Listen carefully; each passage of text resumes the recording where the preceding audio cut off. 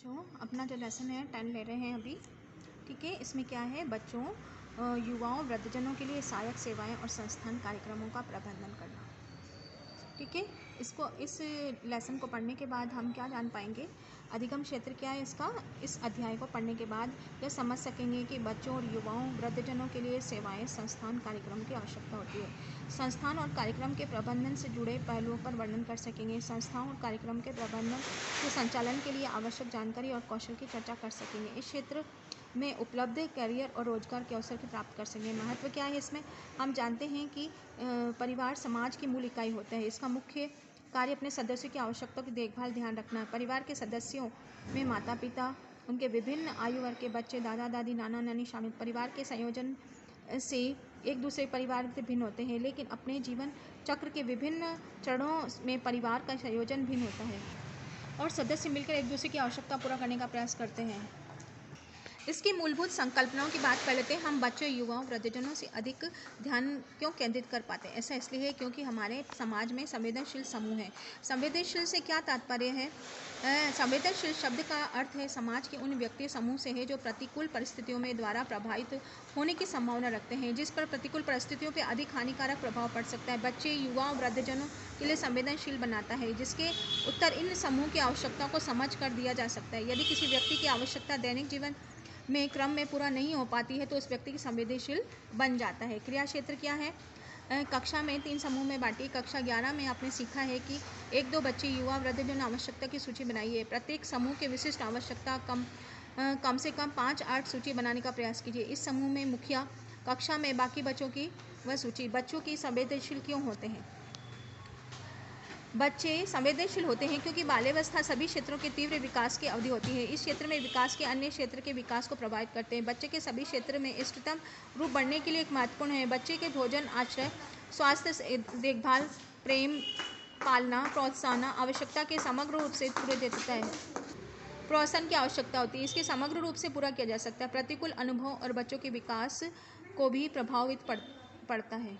सभी बच्चे संवेदनशील होते हैं, लेकिन कुछ बच्चे दूसरों की अपेक्षा अधिक संवेदनशील होते हैं। ये वे बच्चे होते हैं जो इतनी चुनौतीपूर्ण स्थितियों, कठिन परिस्थितियों से जीते हैं। उसके भोजन, स्वास्थ्य देखभाल, पालन पोषण की मूलभूत आवश्यकता पूरी नहीं हो पाती, उनकी पूरी क्षमताओं का विकास भी रुक जाता है।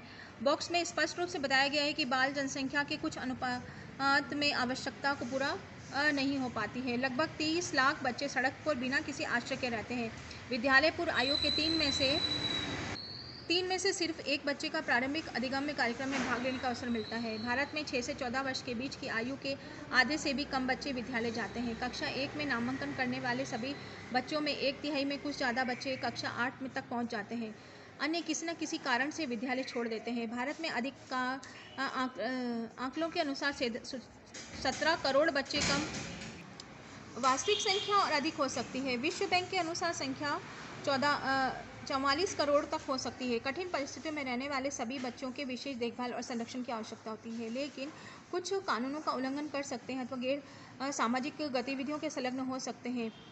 किशोर न्याय बच्चों के देखभाल संरक्षण अधिनियम 2000 भारत में किशोर के लिए न्याय का प्राथमिक विधिक ढांचा है। अधिनियम का सरोकार बच्चों के 2 संवर्गों में है, जो वे कानून के उल्लंघन करते हैं, वे जिन्हें देखभाल संरक्षण की आवश्यकता होती है। कानून का उल्लंघन करने वाले बच्चे, जिन्हें बाल अपराधी भी कह सकते हैं, जिन्हें पुलिस द्वारा भारतीय दंड संहिता इंडियन पिनल कोड का उल्लंघन करने के लिए गिरफ्तार किया जाता है। दूसरे शब्दों में उन्हें पुलिस द्वारा इसलिए पकड़ा जाता है क्योंकि उन्होंने जुर्म किया है और जुर्म के आरोपी होता है। इस अधिनियम में बाल अपराध की रोकथाम और उसके साथ व्यवहार के लिए विशेष अधिगम के प्रावधान है। यह बच्चों के संरक्षण, व्यवहार, उपचार, पुनर्वास के लिए रूपरेखा प्रदान करता है। इसका संबंध कानून का उल्लंघन करने वाले किशोरों के देखभाल संरक्षण की आवश्यकता वाले बच्चों से यह कि विकास संबंधी आवश्यकताओं को पूरा करने उचित देखभाल, संरक्षण, उपचार प्रदान करता है। इसमें बच्चों के सर्वोत्तम हित में मामलों का निपटाना करने के लिए बाल मित्रवत अधिगम को अपनाने और विभिन्न संस्थाओं द्वारा इनके पुनर्वास के लिए प्रावधान है।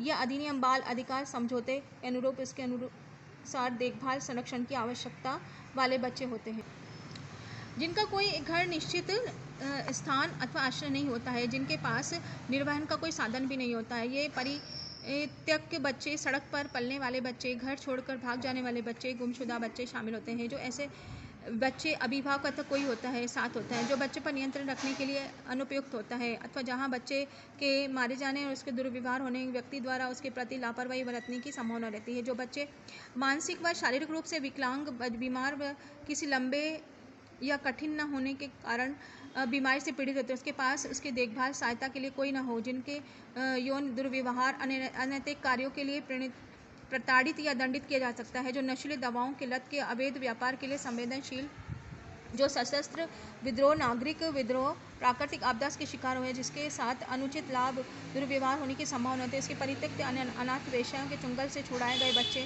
कारखानों में छुड़ाए गए बच्चे, बाल श्रम, गुम गए, भाग गए, विशेष ज़रूरतों वाले बच्चों के कैदियों के बच्चे शामिल हो सकते हैं। नेक्स्ट वीडियो में हम बात करेंगे बच्चा संस्थागत कार्यक्रम और बच्चों के लिए पहल।